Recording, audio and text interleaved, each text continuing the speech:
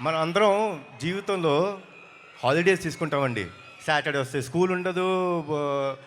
ఆ, మగవాళ్ళకి కంపెనీస్లో జాబ్ ఆఫ్ ఇస్తారు.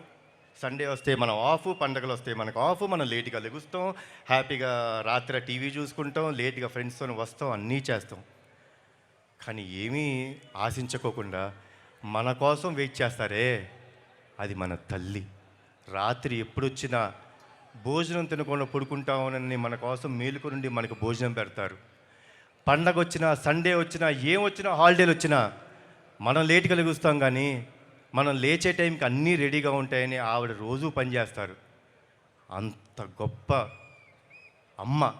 ఆ స్త్రీమూర్తికి మన జీవితంలో ఎంత త్యాగం చేసినా తక్కువే.